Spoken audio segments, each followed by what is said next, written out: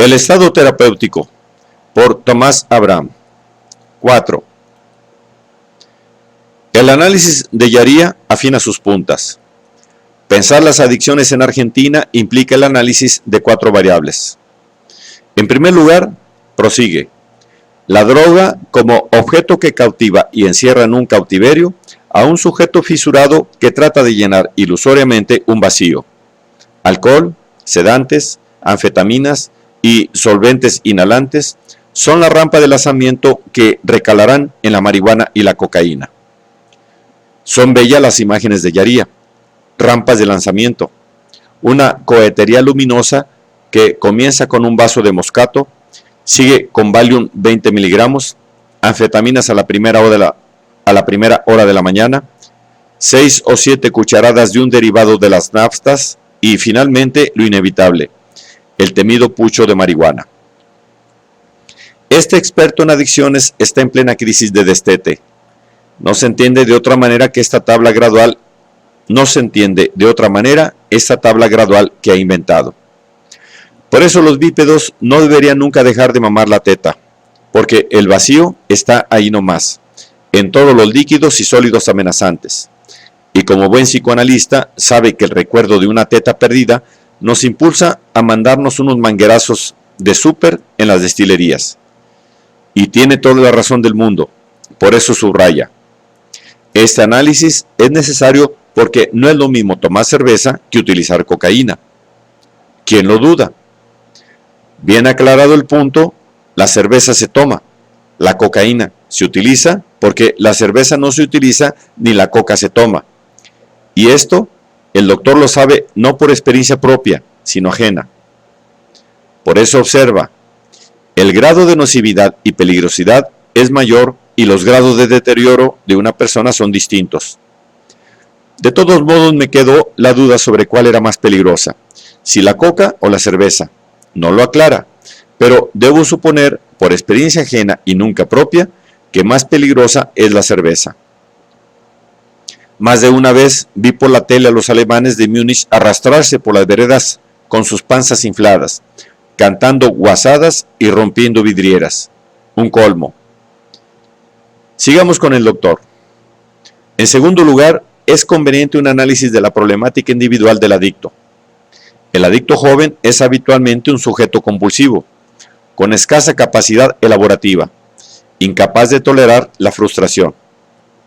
Otro típico adolescente adicto es aquel que vive en un estado de aislamiento emocional, desconectado, mirando sin mirar, apático, desalineado, entre preocupado y absorto. Las horas pasan para él de una manera distinta. Vive en un tiempo sin tiempo. En España se lo denomina pasota.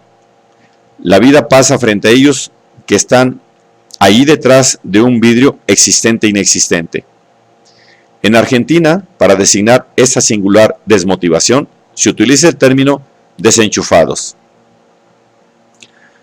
Al releer estas reflexiones, tuve un instante de confusión. Me pregunté por qué Yaría empleaba terminología hegeliano-marxista, la temática humanista del joven Marx que interpreta el movimiento de la conciencia entre los polos de la alienación-desalienación.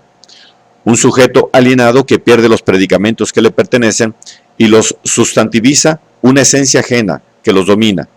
Y me di cuenta de mi error. El sujeto adicto no está alienado ni desalienado. Está desalienado, con la camisa fuera del pantalón. Un asunto de ropas y no de conciencia. Aclarado el panorama, me di cuenta del personaje que me presentaban. El pasota desenchufado del Gran Buenos Aires que no responde con delirios cuando se le pregunta. Tiene un buen juicio y sentido de la realidad, pero no desean comunicarse, no desean hablar.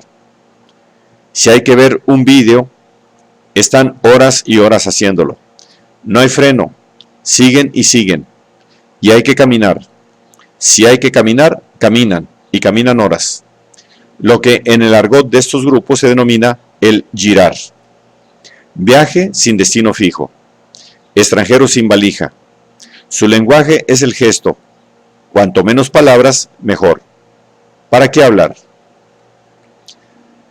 A medida que sigo las elucubraciones de Yaría, me viene la desazón, lo compadezco. Yo tampoco entiendo por qué estos pasotas no quieren hablar con Yaría. ¿Por qué maldita razón sostienen que no vale la pena hablar con él? ¿Qué estúpido casete habrán conseguido que lo repiten ad eternum y solo se dedican a girar? No saben que lo único que les pide el doctor es que aprendan que no solo de girar vive el hombre, que también necesitan yarear.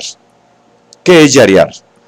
Es romper el vidrio existente e inexistente que los hace maniquíes del escaparate de la vida y dejarse caer en los brazos del doctor con un vaso de leche en la mano, la camisa en el pantalón, una locuacidad de hijo único y una firme decisión de terminar con el paseo esquino para adquirir el vivo paso del chico de los mandados. Antes de terminar con el análisis del doctor, es necesario rescatar estas últimas observaciones.